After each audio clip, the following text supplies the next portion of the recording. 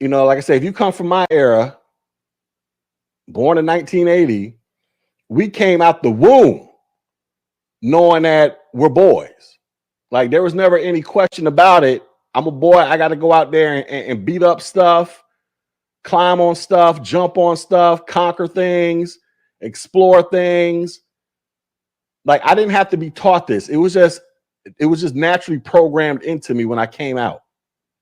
There was never any programming in my brain that once I started walking and talking and being aware of my own existence, there was never any programming in my brain that came around. It was like, I need to find somebody to constantly take care of me. I'm talking about even when I was a kid, I was like extremely independent to the point it was annoying. I didn't like people doing stuff for me. Always, and my kids, well, my youngest son is, Jesus Christ, he is worse than me with this independence crap, right? But I didn't like it. I wanted to do it. Let me try it. Let me do it. That was like programmed into me, you know, through the creator. You don't want to go out there and do what you're supposed to do. What should have been pre-programmed into your genetic material that says you're supposed to go out there and conquer stuff, take over stuff, build stuff, create something for yourself. There are solutions out there. And I just don't think black men want solutions. I think y'all just want to be baby. Y'all want to. I think y'all want to be babied more than the black. I think that's honestly when we talk about this whole gender war thing. Sometimes I think, is this gender war really about black men being disgusted with the freedoms of black women? Or is it really about black men are just jealous of black women because they can't be black women unless you decide to become a trans gentleman. And when I say you can't be black women, I'm talking about, I think a lot of y'all wish that y'all were born with vaginas so that y'all can find somebody to take care of you and trick off on you and flew you out. That's what I think y'all want. Which is why I think a lot of y'all don't want to be competitive in the market, because as a man, a readily identifiable man that has actual man traits, man attributes and skills, I think a lot of y'all wish y'all were women. That's why y'all beef with them so much, because y'all wish y'all had female privilege that they have. They have the privilege of not working and finding a dude who will trick off on them or take care of them for the rest of their life. They have that privilege. They were born with that privilege. You weren't. And that's why I think a lot of y'all really have issues with these women, because you want to be them.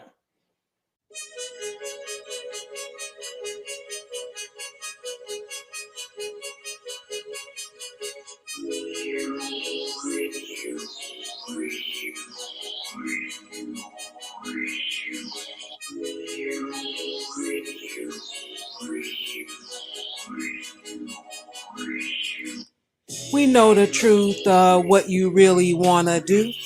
All this live stream talking, not telling truth. Quote and stack like those numbers make it a fact. Those women would have never picked you even where you're at. Winter's here and it's here for you indefinitely. You turn your back on your own damn community. We see your comments in the chat and it's hate speech. You mad at women cause they didn't choose you in their sheets. Name your doctor writing scripts cause the dosage off. Flipping the script, women winning talking about they lost. Been 4 years you've been hanging in these YouTube streets. Congratulations, you just earned your bachelor's degree. You wanna clap them cheeks, you wanna clap them cheeks. You wanna clap them cheeks, you wanna clap them cheeks. You wanna clap them cheeks, you wanna clap them cheeks. You wanna clap them cheeks, you wanna clap them cheeks. Those red pills never did nothing for you. I hear Red Bull is on sale, won't you pick up too? Speaking of which, your godfather is dead and gone. No more new quotes for you to carry on. Flip the channel, keep on searching, and don't be sad. Never cry about something that you never had. It's been years you've been hanging in these YouTube streets. Congratulations, you just earned your bachelor's degree. You wanna clap them cheeks, you wanna clap them cheeks. You wanna clap them cheeks, you wanna clap them cheeks. You wanna clap them cheeks, you wanna clap them cheeks. You wanna clap them cheeks, you wanna clap them cheeks. You wanna clap them cheeks, you wanna clap them cheeks. You wanna clap them cheeks, you wanna clap them cheeks.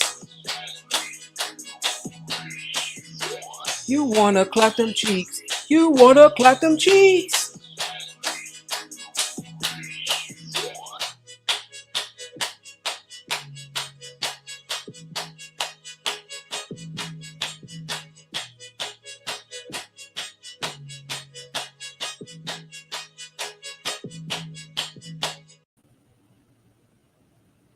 All right. TGIF, everyone. How are you doing? What's going on? What is happening? Going to keep it short for you this night, about an hour and a half or so. Gonna go through some articles, throw out a couple of what ifs, that kind of stuff. And yeah, we'll make it a good night. Short but sweet. Let's welcome, you know who it is. I don't have to tell you, but I'm gonna tell you anyway. The beautiful and the wonderful and the lovely classic Ruby.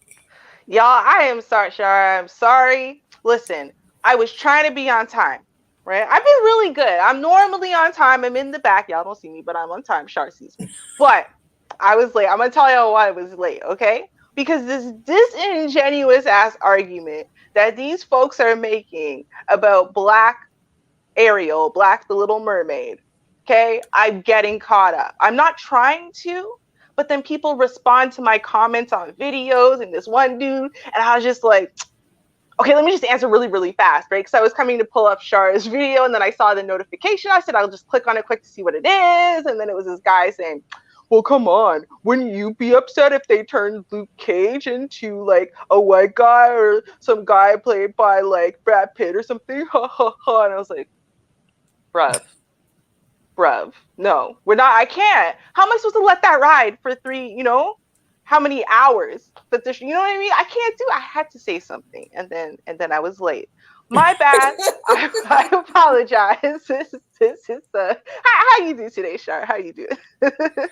I am doing fine. I played the long version of the intro, so no worries. No That's worries. good. I barely slid it at the end too. I was like, like because I didn't even realize I'm sitting there crafting my response and I'm reading it over to make sure there's no typos. Because when you're trying to backhand someone, you put a typo in there, then you're the dumb one, right?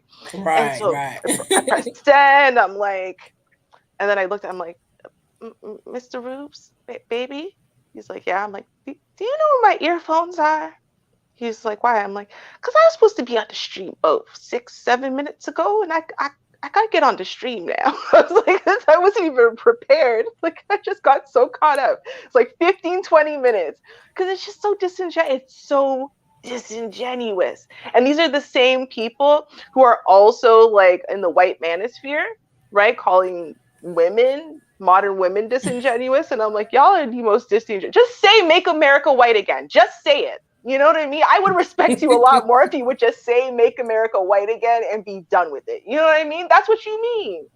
I'm good with it. Listen, y'all know, and if they don't know, now you know, there are Black gingers. There are Asian gingers. Gingers come in all ethnicities. Okay? Y'all ain't mad that gingers were replaced because they weren't. It wasn't some Black chick with black hair, Black chick with blue hair or something. No. It was a Black chick with orange hair, just like all the other gingers. Y'all ain't mad. You're not defending gingers. You're defending Black skin versus white skin. Okay, just make America white again. Just say it. Just say it, and I'll respect you. You can respect yourself. We can all sleep tonight. You know what I mean? That's all I'm saying. That's all I'm saying. Okay. All right. Well, explanation is given. Thank you. Yes. All right. I got two things. I'm not sure if I mentioned this Facebook Internet Tracking Class Action Settlement, but it came up in my feed saying it's ending soon. So I posted it again just in case you missed it the first time, which I think I did post it a couple of months ago. So there it is for you, okay? They were tracking you if you had an account 2010, 2011. They looking at you. They watching you. So there's the information. It's in the chat room. Please feel free to fill it out and get your part. They still gonna keep tracking you, but I'm just saying. Just saying. Like, can we really listen? I'm gonna tell you why I think that they're not wrong. You know why? Because when Facebook ran, I think it was Facebook, Twitter, one of these companies, right? They ran a test, and for 24 hours in the terms and conditions, right? They put in there on purpose, right? Mm-hmm. That you were selling your soul to them. Okay, and people don't. It makes you promise that you've read the terms and conditions, but no one reads, right? They just click the box. That's your fault, right? They're telling telling you they're going to do this to you. And if you refuse to read the terms and conditions at all or understand them, I don't understand why you can sue after the fact. Like, I'm not even kidding. If they come for all them people's souls who signed up on that day, I ain't even mad at them, especially if those people were over 18. I ain't mad at y'all. I hope you come for those souls, because we have to learn a lesson, okay? You can't just not read the terms and conditions, don't want to read the fine print, don't want to read the paperwork, and then blame everyone else for your problems. You know what I mean? Like, come on. Come on. You know they told you, we're going to collect your information and we're going to use it as we see fit. That's what they basically said. Well, see, we feel free to use it how we see fit is the problem. We knew they were going to use a little bit of it, like, oh, well, they like watching these type of videos and they like posting like this so we can give them some ads on makeup and whatever. But we didn't know Mm-hmm. how far they were going to go. And see, they just pushed it and they pushed and pushed until they said, okay, enough already. We're going to do a class action lawsuit. Everybody sign up, get your piece of pie. And that's what happened. Yeah, but like, is your lack of imagination and foresight my fault or my problem? I don't think it is, right? Like, I mean, I'm just saying, like, they didn't say they were Shame. gonna not do it. No, you know what I mean? They didn't say they were gonna not do it. I mean, I've always been this suspicious of the internet, though, right? Like, it always Yes. occurred to me that unless they stated explicitly otherwise, that this is exactly what they were going to do. So, I mean, especially Americans, y'all, especially y'all. And I'm going to say especially y'all because it's very clear that the country and the internet stalks y'all. Like, in a crazy, scary way. Even if I gave y'all my first, middle, last name, complete spelling, date of birth, place of birth, if I gave y'all all my information, you could not find me the way we could find an American based on a nickname, not even the full last name. I bet you I could find you. You know what I mean? Like, it's very clear the internet stalks Americans. So how y'all could be surprised of anything they're doing with your information, I just don't see how. You know what I mean? I honestly don't. Like, it's so obvious that's what they've been doing. It really is. Hmm. I'm Okay. just saying. I'm just saying. Yeah, you just saying. Mm-hmm. All right. So this article, this is gonna be extremely quick. Um, guy on the screen there, he's number 37. 37, what you may ask? He's the 37th person that is out on bond waiting for a trial and all that good stuff. But he commits a murder while he's out there. So they're counting him and he's number 37. And let me tell you what this guy did. This came on my feed today, so I'm like, let me tell the folks. It's got to tell them. He had a electronic monitoring device. I call it the low jack on his ankle. Okay.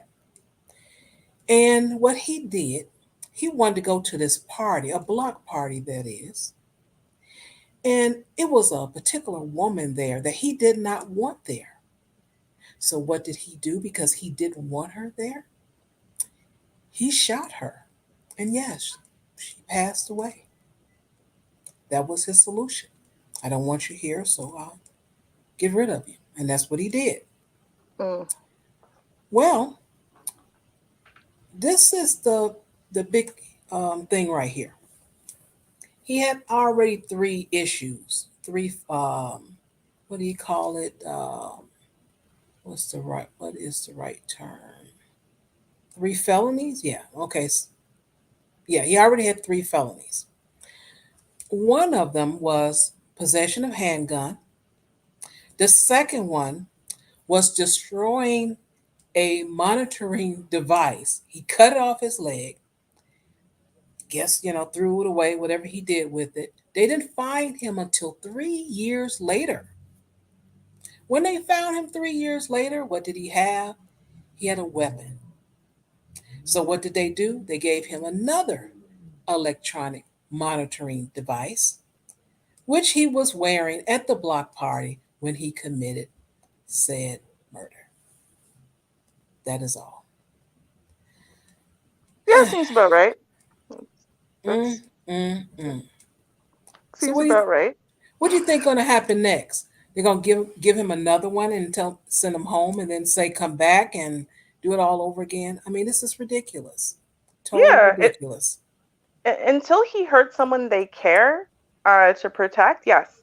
Remember, we did that one story, Shar, with that guy, and his list of crimes and felonies and assaults and whatever were just horrific. Like, he's clearly a menace. He clearly hated women. He clearly was violent. He was clearly predatory, and they just kept releasing him back on the street. Like, there's not even like a probation or waiting until his trial. No, they kept giving him like mild to no time and then sending him back on the street, right? Because why? Because his victims were people they don't care about. So it's almost like they wanted to keep sending that loaded gun into the community and keep picking them off.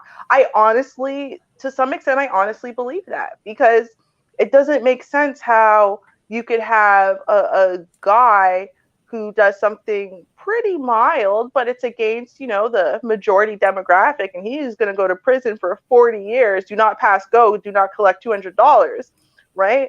But like someone like him can prove that he's a danger and a menace, but to his own community that they don't care about. And then will cut off the ankle monitor, doesn't care if he's on probation, he's going to do what he wants to do when he wants to do it, and then just keep sending him back on the street. Yeah, I don't think they care. He's going to have to hurt someone they care about. Like, that's just what it is, unfortunately. Very unfortunately. Mm-hmm. All right. Next up, it may seem funny, but I am letting you know that it is a mental illness that this guy is suffering from. So if you have any type of urge to laugh, I get it possibly, but I'm warning you, just letting you know, hey, this is not funny. This guy is having a crisis. And we're going to listen to the family because the family is dealing with it. And it's a little sad at the end to me. Here we go. Had a mental health crisis in Northwest D.C. DeAndre Bigsby fired a gun, exposed himself, climbed on power lines, and created a standoff with police that ended after nearly 8 hours. But tonight, in a Fox 5 exclusive, David Kaplan went one-on-one with Bigsby's parents. And they say that they've tried to get him help, but keep running into very frustrating roadblocks. David joining us live outside D.C. Superior Court with more on their conversation. Hey, David. Jim, Marina, good evening to you. You just walked through some of those allegations against Bigsby. A preliminary hearing just wrapped up this afternoon. A judge ordered all of those charges to be held against him and that he stay in the D.C. jail. Tonight, only on Fox 5, we spoke with Bigsby's parents and a family friend and mental health advocate who talk about their efforts in the last couple of years to try and get him help and where they've had a hard time getting answers. Oh, God. I pray to God that he gets some help. And that's where I'm at. Annette Bigsby wants you to see this version of her 39-year-old son, DeAndre, a man who's funny, smart, loves to cook, dance, be with kids, she says, and a man living with mental health diagnoses. His father and I has been dealing with this for years. Last Wednesday, Annette and DeAndre's father, John Coleman Bay, watched in horror as their son had a very public episode. Police allege Bigsby threatened a group of women and fired a gun towards an officer in the moments before the hours-long standoff. Watching the incident unfold with my son on Wednesday is heartbreaking. I could have watched my son fry. DeAndre's family says he's been treated in the past for schizophrenia and thinks there are enough resources available to him in Washington. Their frustration, those resources not necessarily communicating with them, a strong support system to try and help prevent what happened last week. When the diagnosis was made, her and I should have been involved at that point. So we'd know exactly what we're dealing with before a crisis come. It would be a helpful thing if folks at the jail or folks at the emergency room knew about this person's history and was able to talk with this person's provider. Louis Bossing's an attorney with the Bazelon Center for Mental Health Law based in D.C. He does not represent DeAndre Bigsby, and he says patient privacy laws are important but can limit sharing mental health information without the patient's consent, with exceptions. He says more, though, can be done on a community level to abide by those laws, but help patients and families understand the benefits of sharing medical information. We are interested in communities creating systems where people who are receiving services can be engaged in understanding why it might be appropriate or why it might be helpful to them or useful to them to have information shared. For now, DeAndre Bigsby's family will continue fighting for him, they say, advocating on how to be more involved and, importantly, focus on tomorrow and beyond to help him going forward. I'm a concerned mother. I'm not going to allow my son to just be alone. I'm going to support my son. Regardless of his behavior, he's my son. I'm never going to be ashamed of him. I love my son. Annette Bigsby also told me she's starting the process of exploring if she can somehow maybe get power of attorney over him to help with some of the decisions regarding his mental health, to give her and the family and the support system more control. We did reach out to the Department of Behavioral Health here in the district, who said that, yes, sometimes the HIPAA, the Patient Privacy Act, does prevent them from sharing information about family members, but they also did want to note that there is help out there, the new 988 crisis hotline. If anybody has a concern about a loved one, they can. And I am so glad to see the father is there, regardless that she has another spouse now, Mhm. and he's right there. And I really like seeing that. Mhm. I really like seeing that. And I don't know, it just if when I first saw it, I'm like, what the heck is he doing? I'm like, Then I'm like, oh, okay, there's something going on here, and it really touched me. I'm like, wow. And I hope things work out for them, especially now that the story has hit the news. I think more people are going to be reaching out and helping the family get what they need. Mhm. I have an issue. I have an issue, and I mean it's a generalized issue. It's two parts. The first part is that, first of all, we see a lot of times, unfortunately, in the news, right? Black folk, the way that we talk about things is like, if something is right or is the right thing, then that's how things should work. And when it doesn't work out that way, then we're kind of just stymied, like, well, but that's what should happen, right? So she's like, well, that's my child. My child is clearly unwell, and so therefore they should have told us the information. Like, no, just because that's how you feel, or because even if some of us might feel like on some level morally it's true, right? That's not how that works. You know that once your child is not an actual child, right? Is not a legal child, that they are protected. In fact, there's other things even younger than that are protected, from like a medical information standpoint. Mm-hmm. So that's why there are laws, right? And I'm glad they're finally talking about it now, about getting medical power of attorney and whatnot, right? That's why there are other laws that you can go and enact when your adult child is in need of some type of supervision or additional help or support, right?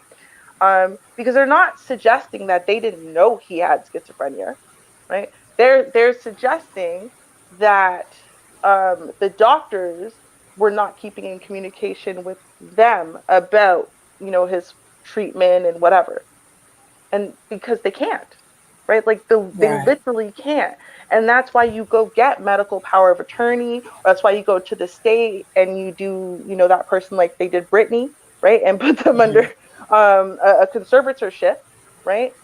Because they are not able to take care of themselves. They're at risk to themselves. They're not able to fully appreciate the consequences of their own actions, stuff like that. And you get a temporary one put into place or a permanent one. But it's like we need to understand how the legal system works for us, or how we should be using it to work for us, right? Like we have to understand these things so that way we can protect our own when the time comes. If they had had that as soon as they knew he had schizophrenia or whatever, if they had gone through the courts to get that power of attorney or the conservatorship, right, then they would have they wouldn't be in this position now, right? Because they would have been able to make medical decisions on his behalf. So he's not taking his medication. They would have been able to choose for him to go and get some treatment somewhere. You know what I mean? Like we have to know these things more. And it's like we don't, and I think it's because we're kind of scared of the medical, the legal system because of how it's treated us. But it's like we also have to know how to use it in a way to help us, and that's just what was screaming at me. I was happy they said it eventually, but I'm like, why don't y'all have power of attorney? Why is this not happening? Like he's clearly not well, right? Like clearly not well, but he's grown. Why don't y'all have this? And why don't y'all know that you should have had this? Why are you saying, well, they didn't tell us, they should have told us? Why And don't y'all know that that's not true? You know? one thing's for certain, a lot of us don't know until we deal with it. We True. really don't know. Yeah. Yeah. Yep. That's true. And this is why I've always been a huge advocate for, and not just in this, but in a lot of ways, for Black folk who are from the hood or, you know, are just hood adjacent as far as maybe they have friends, family, whatever there, whatever. And then they get out and they get informed and they get financially, mentally, emotionally, legally, whatever, educated, right? And then I suggest go back and educate, right? Because you don't know what you don't know. And you don't even know sometimes that you should be looking for that stuff. And that's why it's on us to help our own community and for us to go back and for us to share that information and tell them where to start and tell them what they need to be looking at and da da da da da. And it's on them to follow up.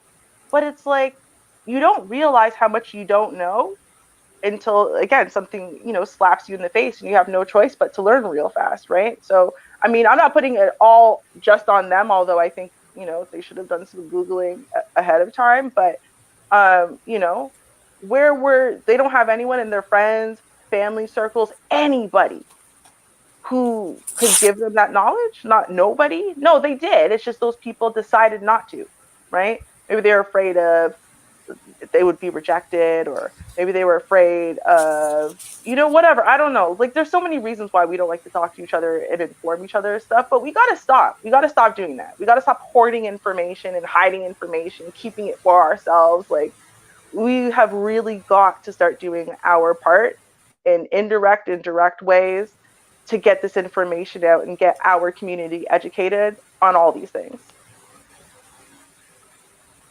And the number, the 988 number, please use it. Don't wait until something happens. You can use it if it started getting heated. If you're having an argument, something that looks like it's about to turn into something in your home, dial that number. Like, hey, they're getting on my nerves. I think I'm going to beat them up or whatever. You can talk to someone. It's 24/7. So please reach out. You can remain anonymous. Don't worry about it. It's very helpful. Yes. Here we have, I've mentioned this before, we have like COAST and programs like that for mental health crises, of which I used to have many when I was very young, in my young 20s, because I was dealing with post-traumatic stress disorder and stuff, and I was having literal actual flashbacks, and then I was medicating with alcohol, and it was never a good combination. And so my parents specifically would call, right, when they were beyond their depth, and it's like, okay, they don't know what to say, or everything they're going to say is wrong, or you know what, they would call and have someone physically show up at our house to talk to me, to just talk me off the ledge, right? Because I was not okay, right? And it's like you have no idea what a huge difference having a crisis intervention person who is trained and educated and understands this information can do. And sometimes they would just go away. A couple of times they did bring me to the hospital, whatever, like willingly. They talked me into it, right? But it's just like, it's the point that, you know, you have to realize when you're out of your depth. And as we discuss all the time, the police don't have this training. They are not the people to call when someone's having a mental health crisis. Do not call the police. You need to know the numbers to call to get people who are actually trained to deal with these things. Yeah. Now, what I would like to have known is how this guy did what he did. Edward LeClaire. I really would like to know. Now, I go ahead and do that coding of the talk. He's in Texas. He's an offender of that thing that we do, man and woman. And but he dies after drinking a mysterious liquid as the guilty verdict is read. I really would like to know, how did he pull this off? Edward LeClaire, 57, was convicted of 5 counts of that abuse as he drank the fluid from a water bottle. The Texas man chugged a bottle of mystery liquid in the courtroom as the jury convicted him on 5 counts and later died in the hospital. Edward LeClaire, 57, was on trial in Denton, Texas. He had been free on bond until the verdict last Thursday. As the jury returned a guilty verdict on the first count, LeClaire began drinking from the plastic water bottle filled with the liquid. I looked over and noticed him drinking, his attorney said, Mike Howard, as he was telling the NBC News. His hand was shaking at the time. I thought it was shaking because of the verdict. Then he kept drinking and drinking.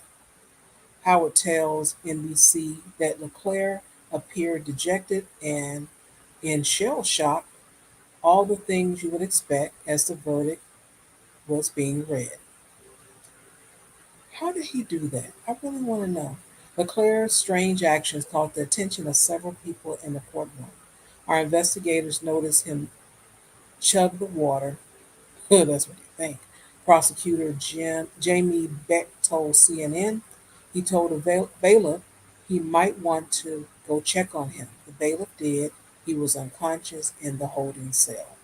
Medics unsuccessfully tried to revive LeClaire. He was rushed to a nearby hospital where he was later pronounced dead. He was a former Navy mechanic and corporate recruiter, and he was charged in 2020 with 5 counts of that type of assault on a person between the ages of 14 and 17. He pleaded not guilty on all charges, but the jury found him guilty, and he faced up to 100 years in prison. Wow. And with the toxicology, they said it's not completed yet. Yeah.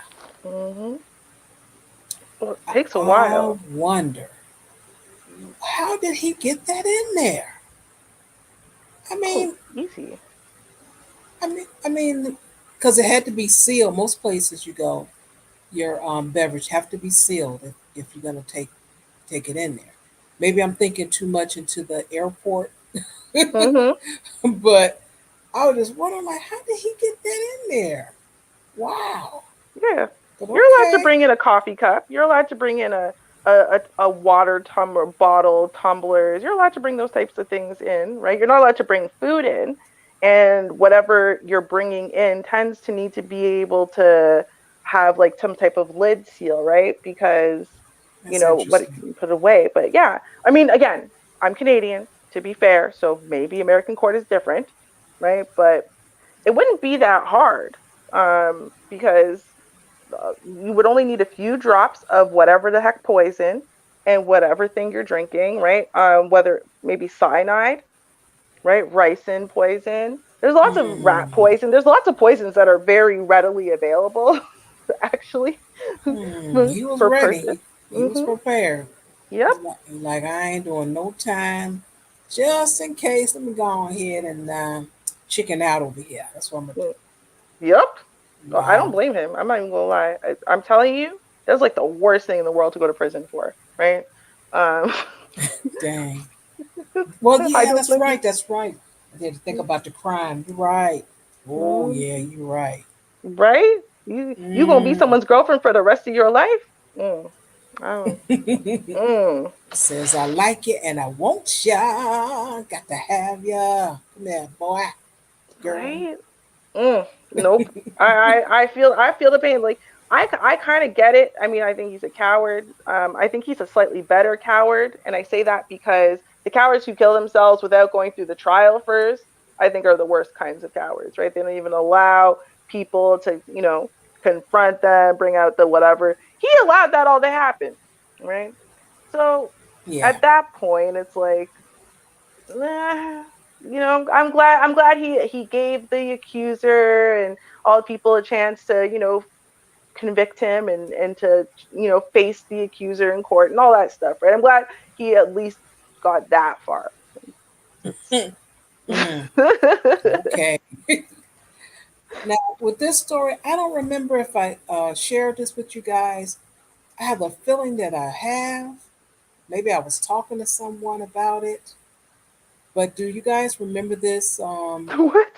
A story. It was this guy. He had cheated on the woman that he lived with, and he tossed the woman that was in the apartment with him out the window. That's here in Chicago. Did I share that with you? Does that sound familiar? I don't remember this one, but it might have been on a week I was away, so I don't know. Hmm. Okay. Well, I'll read it just in case. Thank All you. right. This is very funny. Sorry. So there is. Let me see. Did I hear a sound? Did I hear a sound? I did. Okay. Boop. Greetings. Greetings.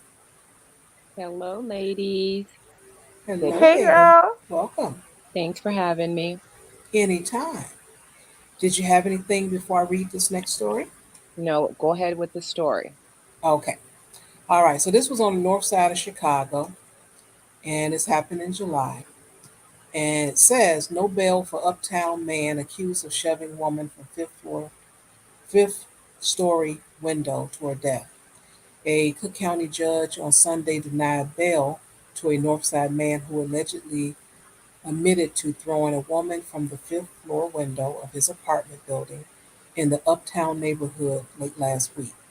Following his arrest Thursday morning, police body-worn camera footage captured Tyson Tillman having a telephone conversation where he allegedly told someone, "I threw the beep out the window," prosecutors said during the bail hearing broadcast on YouTube.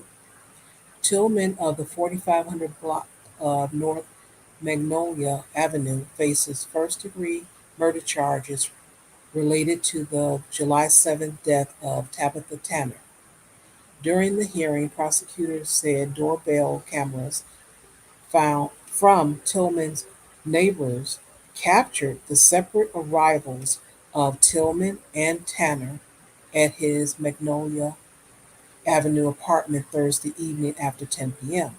Video captures the woman pacing in the hallway shortly after her new body plummeted through Tillman's window to the alley below. Tanner suffered broken shin bone, facial trauma, abrasions, and lacerations caused by the fall, and the death was ruled a homicide. Police were also awaiting a sex assault kit performed on victim because she was found nude. Now, this is the nice story.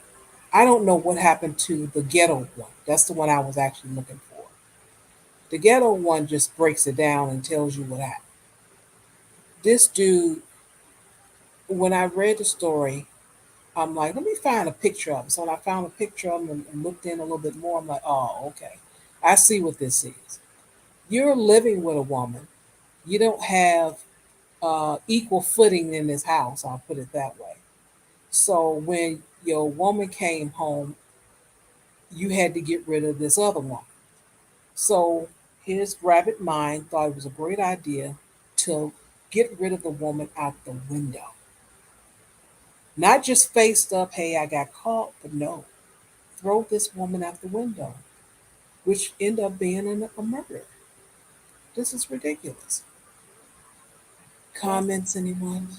that's you know what? I'm sorry. That is just it's very egregious.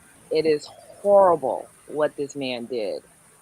It's like it's like a child, getting caught and then making the situation even worse. It's like you didn't think the body where'd you think the bottom of where'd you think her body was gonna end up?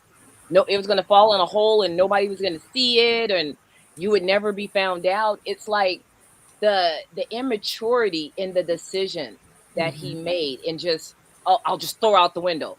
I mean, what did were you guys in the middle of it? You heard the key in the door, going, and then you hop up and throw the naked woman out the window. It's like,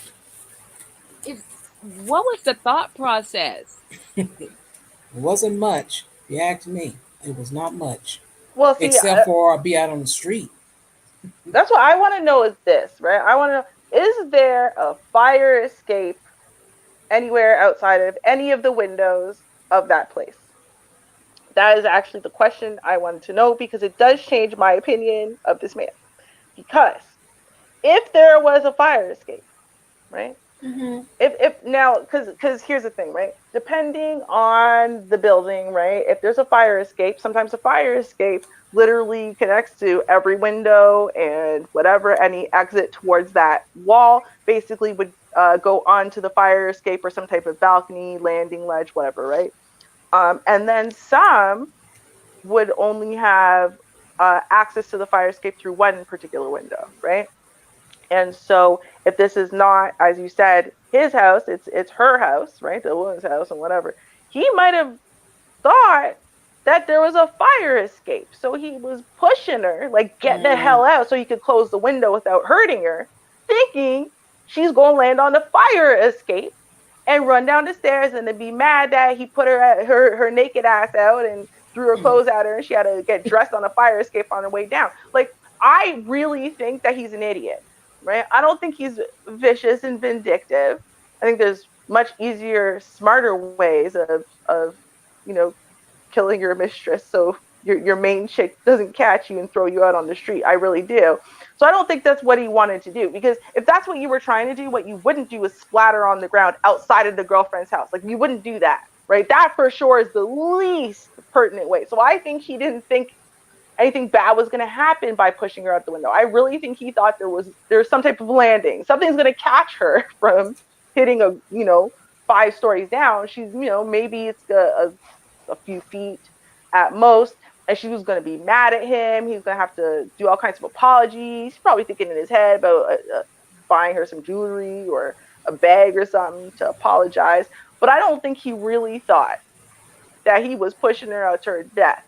It's such a huge meme we have seen countless times of guys, and honestly sometimes women, being forced out windows and back doors and balcony doors and blah blah blah, attics and whatever, because the husband or the wife comes home, right? Like it's like a thing. I'm like, I really think he's just an idiot. I honestly do. I don't think he was really trying to kill her. That's my opinion with the information I have this far. But yeah, I just think he's stupid.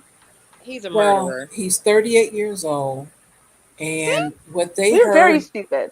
I'm just saying. My generation's very dumb. What they heard him say was, I threw the bee out the window. Not I put her outside the window, put her on the ledge. Nothing like that. He said, I threw the bee out the window. Yeah. He don't have time. I don't think you understand. He heard the key in the door. He like, oh shit, yo, girl. And he just took her and threw her. Right? Yo, get out. Yo, and threw her clothes too. Right? Thinking that's why actually it works better that way, because if he had calmly gently placed her, then he would know that there's no fire escape there. The fact that he just threw her through the open window, curtains are billowing, right? And he's just trying to get her out real fast so he could throw on his clothes and straighten up the pillows and stuff, because that door's about to open and he's only got 3 seconds to get stuff together. You know what I mean? That is Ruby. You know what? That's a reach, and I'm trying to listen to it, but you know what? It's not touching. It's a great reach, but it's not quite touching. Girl, that fool, if he's in that apartment, he is very well aware on what is and what is not outside that damn window. And the fact that he so cavalierly just said, oh, I threw the bee out the window, it shows that he didn't care. His whole main thing was, I can't get caught again because she told me she gonna put me out if I get caught again. Because you can't tell me this was his first time, And the fact that, you would bring another woman to your place, Right. or the place that's not even yours, the place that you're staying in, it happens to be the other woman, you're going to bring another woman into her home and get butt naked with that woman. That dude is a murderer. Not only is he a murderer, he's an idiot. He deserves to go to prison for life because he had absolutely no regard for a human life. He stuck his wiener someplace where it shouldn't have been, and in order to just get out of the trouble, he tries to wipe his wiener off and throw her out the window like she was trash. He's the trash. This guy, he is a terrible excuse for a human being. I wouldn't even call him a man. He is a male. And see, but you just said it. You just said it. He has reckless endangerment, manslaughter, right? You aren't actually describing a murderer just by your own description of his ancientness, right? You are describing manslaughter, right? You are describing a person who has reckless disregard for human life and for the consequences of his actions and whatever. But was it ever his intention to kill that chick? If he did not have, even if he didn't create intent at any moment to kill her, right? Then it's not murder. I mean, that's just really what it is. I really think that he's an idiot. How many floors up? If he knows what floor they're on and he knows that there's just no, reasonable way for this woman to just tiptoe out the window, and he throws her without any care or disregard where she's gonna land. Is there a fire escape? That's why I asked. That's the first question I asked. Is there a fire? He knows whether there's a fire escape or not. Really? And you mean he missed the mark? Vonda, I threw her too far. Vonda, I've lived in this house since 1997, and I'm telling you that when it comes to what's immediately outside of the windows upstairs, like, as much as like I should know, I mean, I used to literally crawl out of my window all the time and sit on the roof and smoke. Sorry, Mom.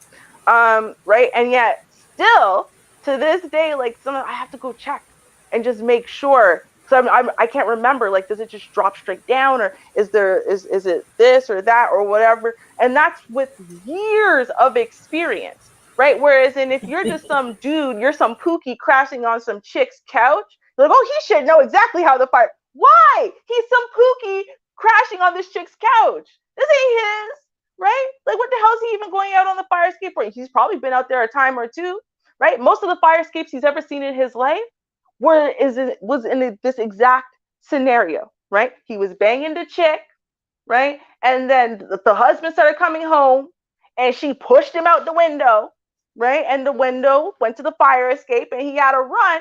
And hopefully before that dude got to the window, pulled out his gun and started shooting, right? Like, that is his experience with fire escapes. And, stupid people make stupid decisions and make faulty generalizations and whatever. And if any of the windows in this place have a fire escape, I honestly think that he should be charged with maybe manslaughter.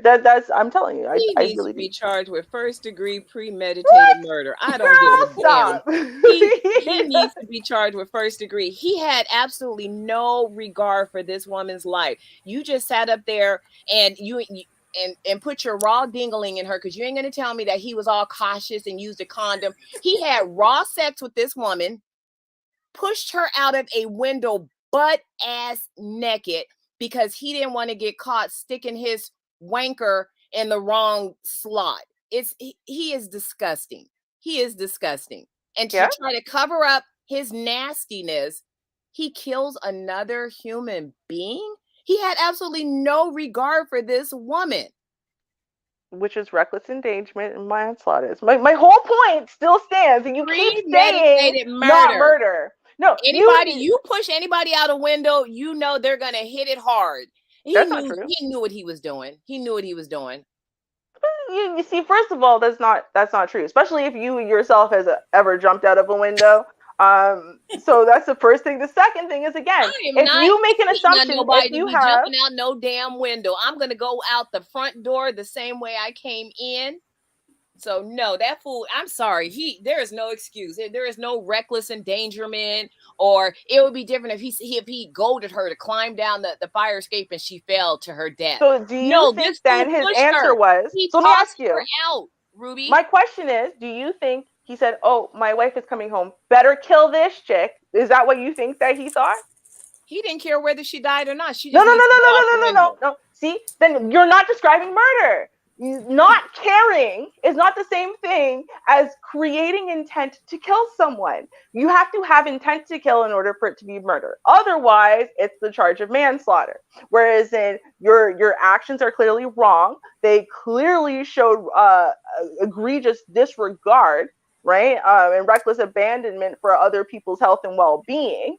Right? No. It's very clear if that, if any reasonable person were to analyze this, they could see that there's a large possibility that death could occur from your careless, egregious actions.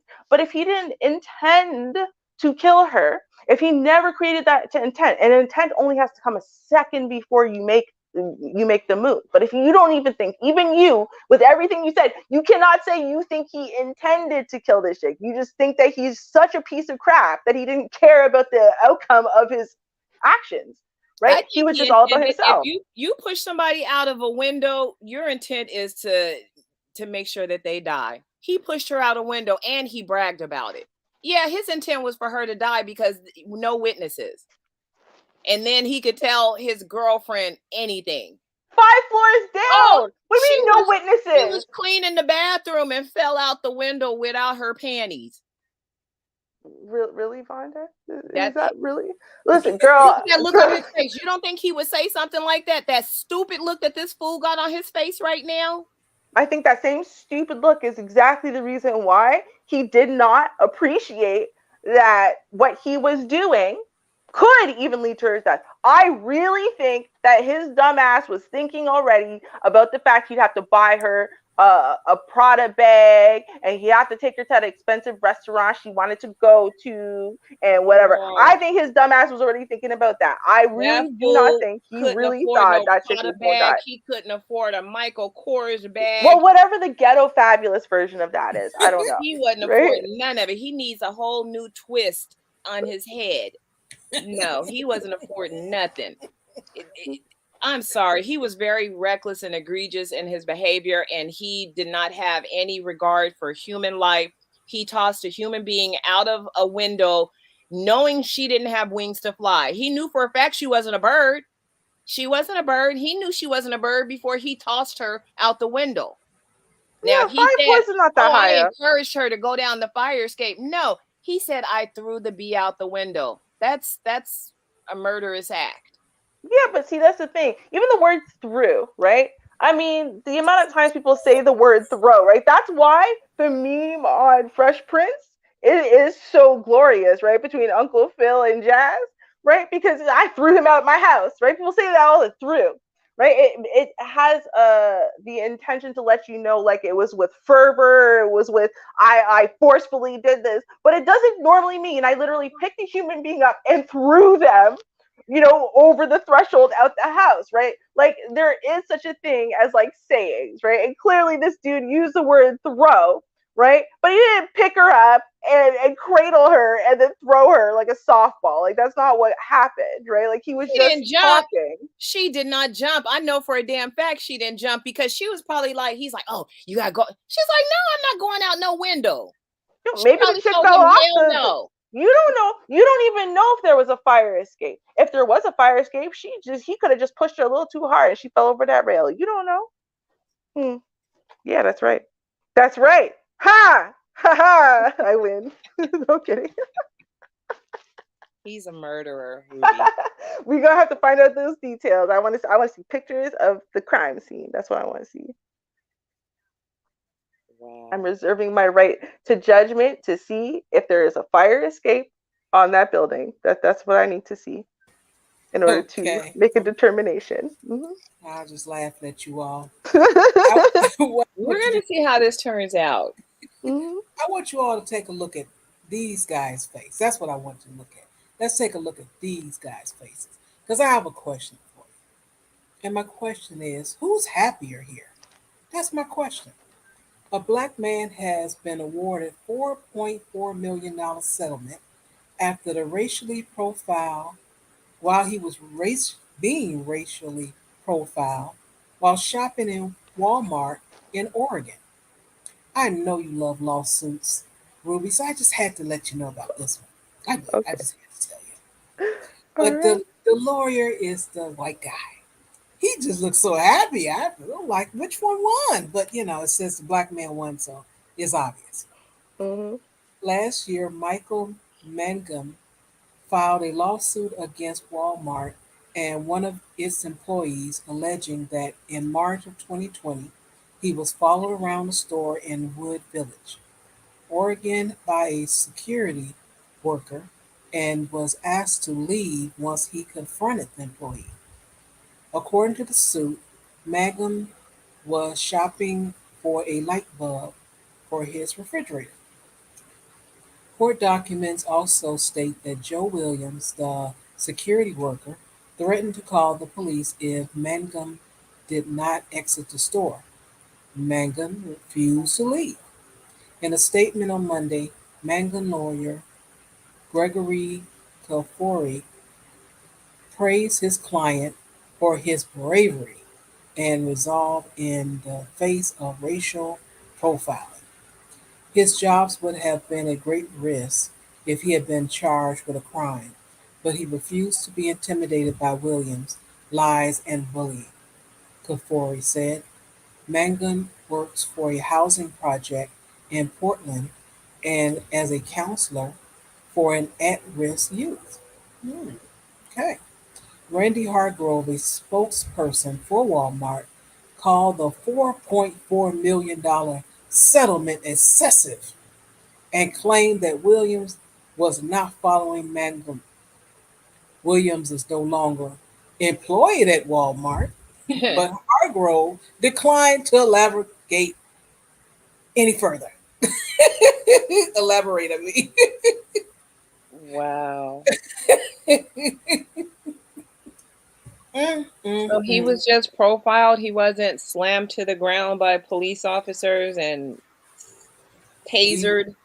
he was not. He was just followed around. Talked about, he said some things to him. Said he was going to call the police, which he did, and he stood his ground. And he got $4.4 million. No wonder that attorney is over there cheesing because he probably ended up with, Right? yeah, let me collect my The million. 85%. He probably Mhm. got 85% of that because he's smiling harder than the dang on plaintiff. Exactly, and that's what I Mhm. wanted to know. You look pretty happy. Oh yeah. Well, you think about it, right? For the person who won, right? They get this one-time settlement, right? But for the lawyer who helped them win, Mhm. boy, right? You think about all them lawyers who supported one person, right? Whoever it was, whether it's OJ or whatever, and what that does to your career as a result when you win, right? Then every big name, every viral case wants to come your way and bigger dollar amounts, right? So when that lawyer wins one time, that's really like he's just seeing the dollar signs in his future. Like forget even this settlement, right? Like he's seeing all of the future racial profiling settlements and the future people who are going to reach out to him and the viral success and money he's going to get just because he was able to accomplish this. And now he can speak out and be an advocate and he'll get money for speaking at places and telling the story. And man, like that's what it is. They don't care, right? Like that man does not care at all. He probably goes home and uses that word all the time. He doesn't care, right? Like at all, right? Like he does not cry for this man's right. He's just like, Right. yes, whatever helps me make a buck. Thank you, young black man, for your service to my bank account. That's all he wants. Mhm. All right.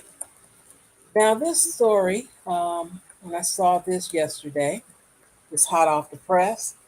I said, "What is Don Teasy's cousin doing now?" Let's Uh-oh. take a look. What are they doing? Because they up to something here in Chicago. Let's listen, y'all.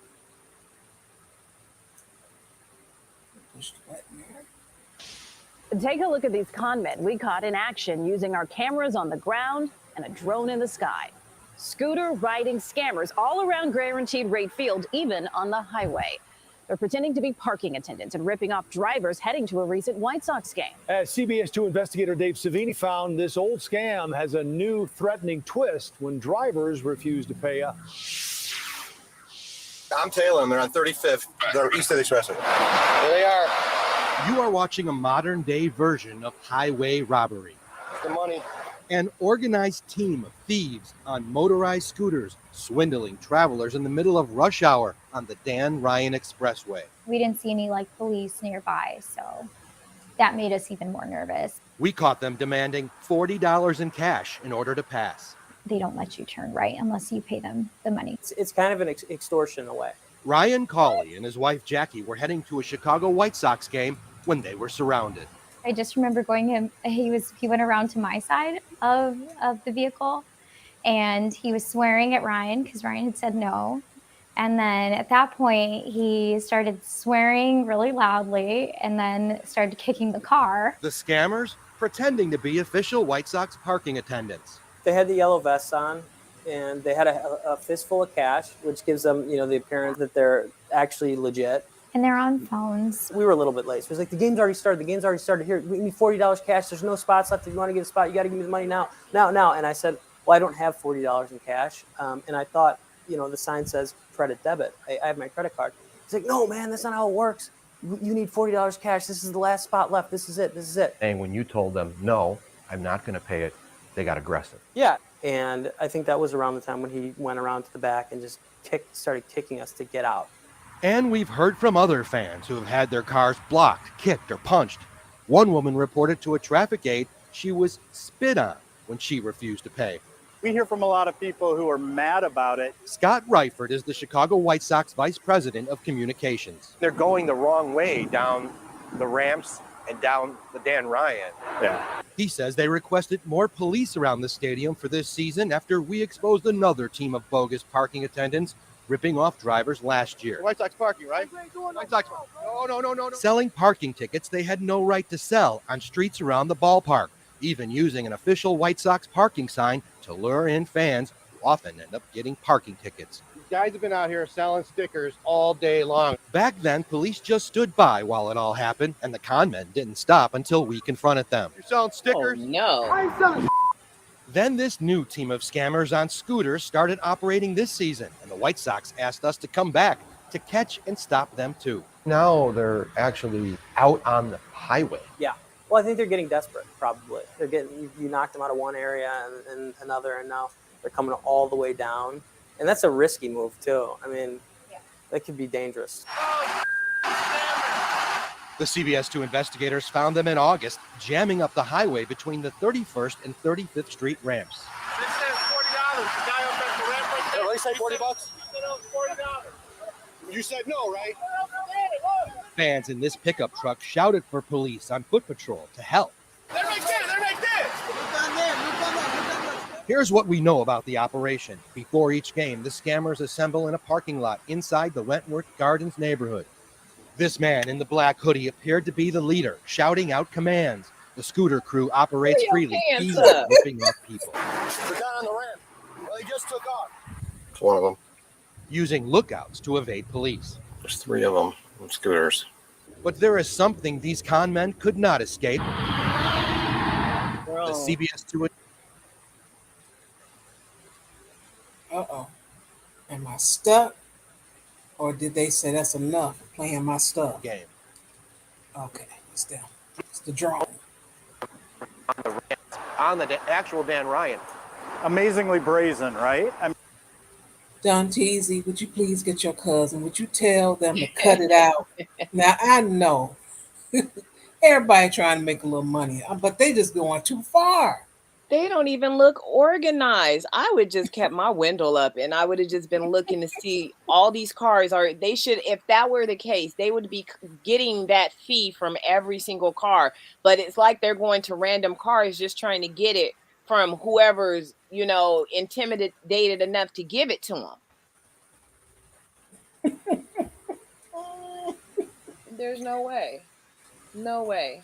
I'm like, are you kidding me? But no, they were getting down. They like, hey, these folks out here because they know the folks that's going to see the Sox game. They do have cash, so they can get beers because they love drinking. So they hit them up. Somebody came up with this. They like, man, we're gonna go down there.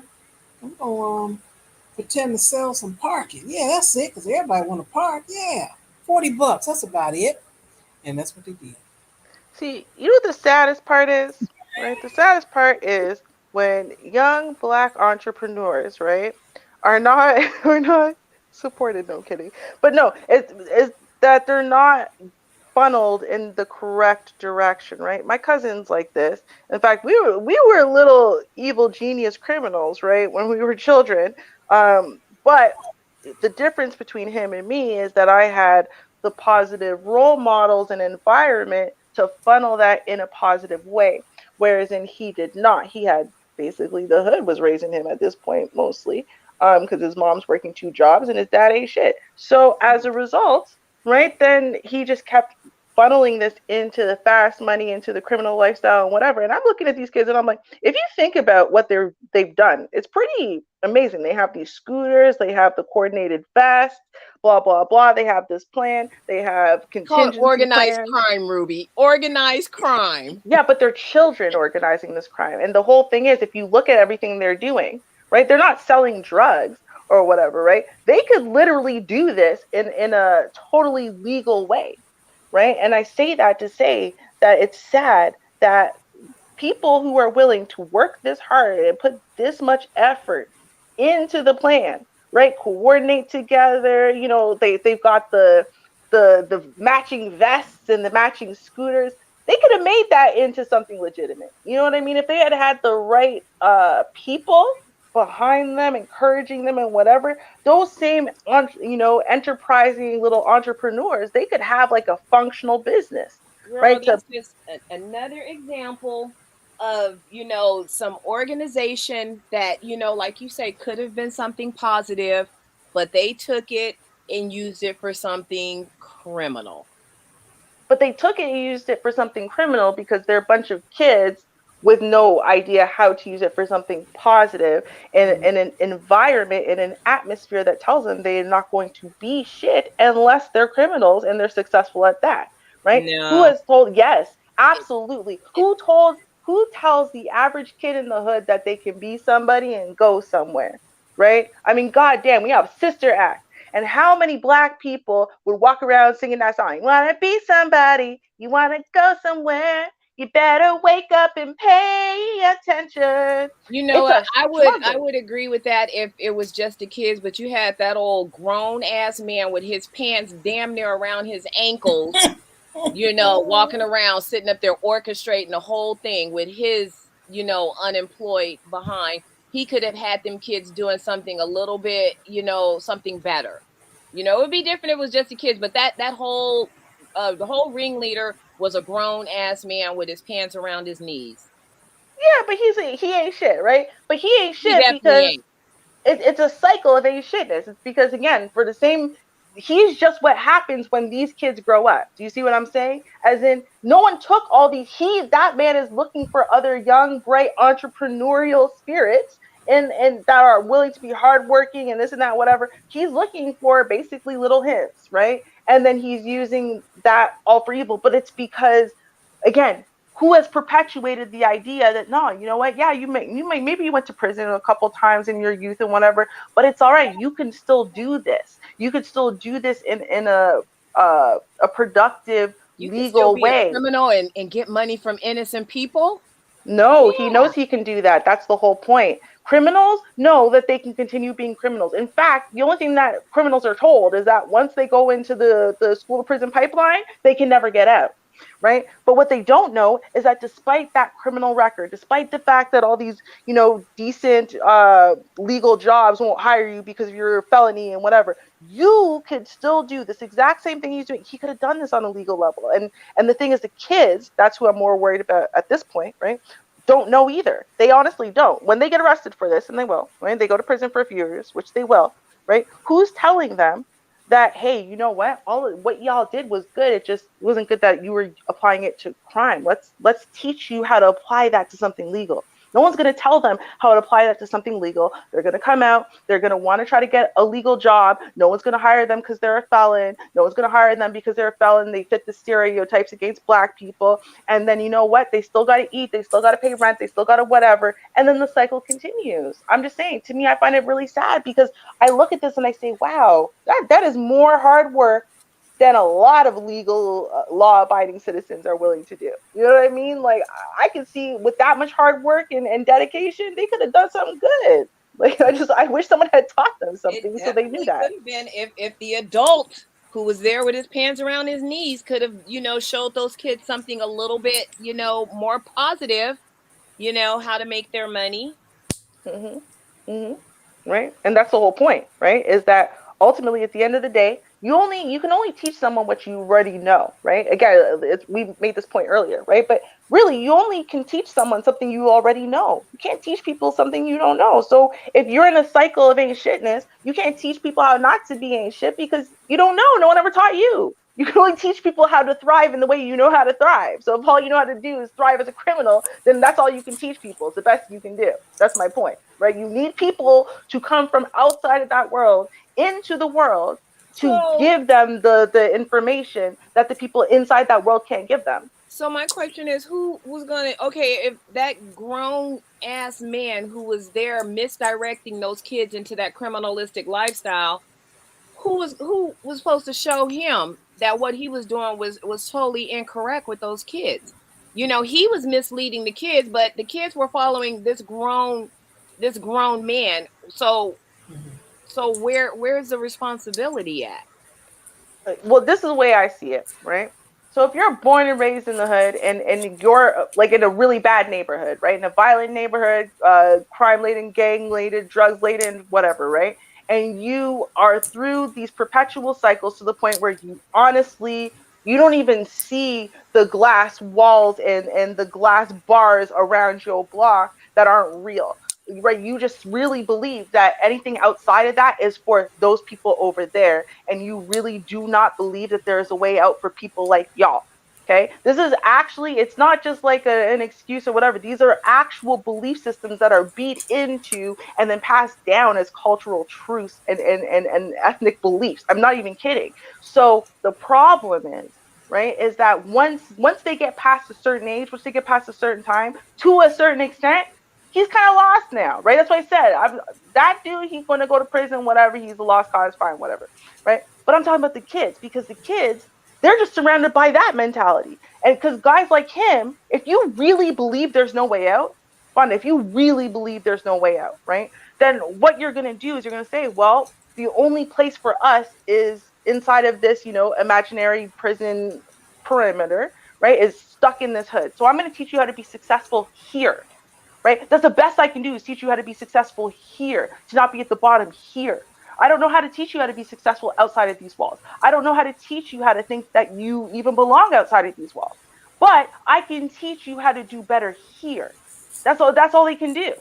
Right? And they are trying to teach you something that no one taught them, because no one taught them how they could be better here, right? They had to learn that for themselves, how they could thrive in the streets. So now they're trying to pass it down to the youngins, and it's like, from us looking from the outside looking in, we're like, what the hell? But the reality is, again, all you can do is teach from your own reality and from your own wealth of experience. And if you really don't believe there's any way out, and all you know is this, and that's all you think they're ever going to know, right? Then, from when you think about relatively, he's trying to do good for them or by them, right? It's really screwed up in the context of the greater country he lives in, right? And in the context that you can leave the hood, you're not stuck there, bro, right? There's other options, bro. We all know that, right? And that's why I'm saying, that dude's lost. Someone needs to come in and talk to these kids now, right? And when they get arrested now, they go to prison for 5-10 years now. Someone needs to approach them now and say, hey, you can harness all of that goodness, right? The good parts of that, you can harness that. Who would be that someone? I mean, so now the hood kids got to wait around for someone to come and breathe life into them, because the old dusty man who was there directing them to do criminal activity, he's not going to be the one to lead them in the right direction. So No, now yeah. the hood needs a hero to come in and say, oh no, kids, get off those scooters and let's do some good on those scooters, rather than listening to this ringleader of crime telling you to go and take money from, innocent people. Yes, that's literally, it's not a hero, right? We all could be heroes, okay? When I go and I volunteer, when I've worked with confused, young, desperate youth, when I go volunteer at the youth shelters, because I've been in one myself, I've been that hurting, in pain, confused 15-year-old, right?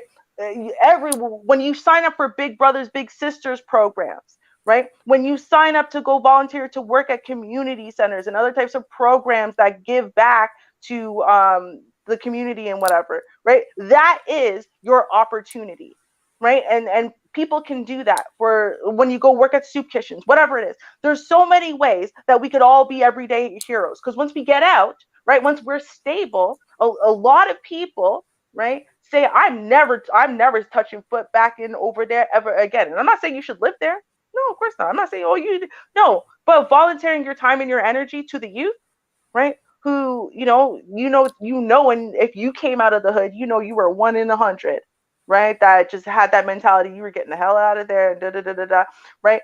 Go reach that 1 in 100. How much easier, how much faster, how much better would it have been for you and others like you to have had anybody who could have helped you, who could have been that positive influence? That should be that positive influence in the school systems, except we don't have them in the school systems in those areas, right? So we have to make decisions that we give a shit enough for us as everyday local nobodies, heroes that'll never get any type of attention, never get any type of clout, never get any type of pay for it, right? That we care enough to go and be that type of mentor, to be that type of support system, to be that type of fountain of information that they'll never ever otherwise have access to. Well, I'm gonna welcome Regina to the panel. What you got on this for Chicago? Hey, Miss Regina. Let you say the final words. Go ahead. Oh, I get final words? Wait. Oh no. Yeah, you're gonna take us out. You're gonna take us out. We're ending early. Oh my goodness. Okay, so number one, the going back to I started listening in with the gentleman who pushed the woman out the window. Okay, he was just being as selfish as any man who cheats on a woman. That's selfish. He was just being himself, and that was a selfish move because you're satisfying whatever satisfies you. You're not thinking about, oh, is a fire escape? Oh, if there's a mattress down there. Okay, that's number one. Number two. Take your time. No, I'm gonna wrap this up real quick. And then we're gonna finish this. The other one, with the black guy and the white guy, the lawyer and everything. Oh yeah, he looking at future money. The retainer fees alone, he gonna clean house. It even if there's a potential case, not a potential case, he's gonna clean up on that anyway. Okay. And then now, this last situation, if there's no accountability in any, where nobody is taking on the actual part of saying, you know what, I know these kids are, they don't have nothing else to do, so let me take them and do this. But when you realize what you're doing to them, the mindset that you're putting them in, it's really unfortunate because they think that that's the only way they can get money. Their minds are already fragile, because they're out there that time of night or that time of day without any supervision, without any guidance, without any, that alone speaks volumes. When they're vulnerable like that, taking advantage of and manipulating their minds and say, okay, this is how we're going to get money, then that already trains them. This is probably the only way I'm going to be able to get money.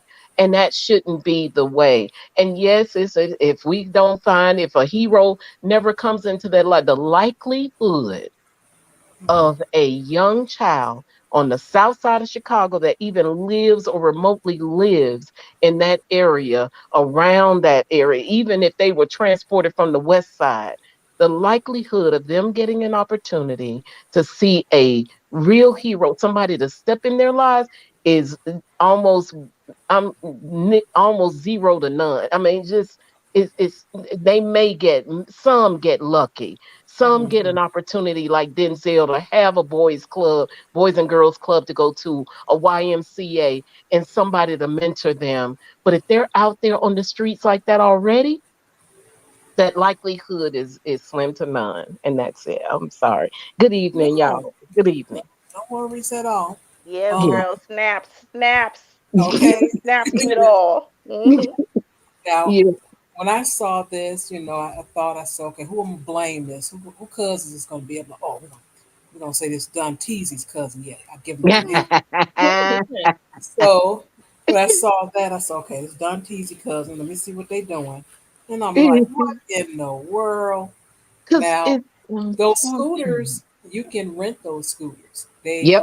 have it where they had the bikes and then they decided to add the scooters. Hmm. So however they got the scooters, I can't say they put in a credit card and said I'm going to borrow it for this amount of time. So more than likely they taking the scooters. They own them now. But anyway, Yeah. um, I accept this way of them getting money than the carjacking. Okay. I I, got you. that's what I gotta say with this. Okay. Hey, I'd Okay. rather you knock and say, hey, give me $40, get some free parking, and go But to they, the next car. yeah, okay, I get it. It's the lesser of two evils. You never Yeah. know what would be the best way, and I get it. But we can't sit here and say that they this is all that Oh we no, not at love. all. Yeah, we have to, these babies have to have something else, and don't know if it's gonna be a hero. Pat Riley ain't out there to try and guide the black men to all whatever needs to happen, So we gonna have to guide the black men to more championships. We just don't have that. So now we just have to depend on those that can just guide some level of hustle, because it does teach a level of hustle as well. It does, and some use it for good, but most use it for bad. You know. Yeah. Yeah. Thank y'all for letting me listen and have a little voice this evening. Thank you. Anytime. Thank you. Thank Anytime. you. Thanks Mhm. for I coming miss you up. guys. I We miss you miss We guys. miss you. you too. You. Miss you guys so much. Mwah, mwah, mwah. Mwah, mwah, mwah. And Mwah. please tune in next week. Possibly, I would say 99%. I'm supposed to have a guest on. So Ooh. Okay. please Oh. I tune guess, I in, guess, and I guess. I'm pretty Okay. sure that you would like to speak with the guest. So hit that link and come on up as soon as you see it. Okay. All All right. All right. right. Mhm. Okay. Yeah. Yay. So Awesome. I want to say thank you so much, everyone, for tuning in and for contributing to the channel. I definitely appreciate you all. Your time, your likes, your shares, all that stuff is important. Also, Sunday is Cheeseburger Day. I have put on my community tab a couple of places where you can get your cheeseburger for either free or discounted. Oh, wow. So Oh. check that out. And next Friday, fingers crossed, toes too, that my guest will be able to show up and we'll have a great conversation. I'm looking forward to it. I got my articles ready. I got my questions ready because that's who I am. I ask questions. Mhm. And I do ask you guys, please stay safe. It is getting darker out there, it's getting cooler, and stuff is happening. Just be safe. That's what I ask. So we can all tune in again next week. And Yeah. until we meet again, peace. Cheers, y'all. Peace. Peace Peace. out, family. Have a great Oh. weekend.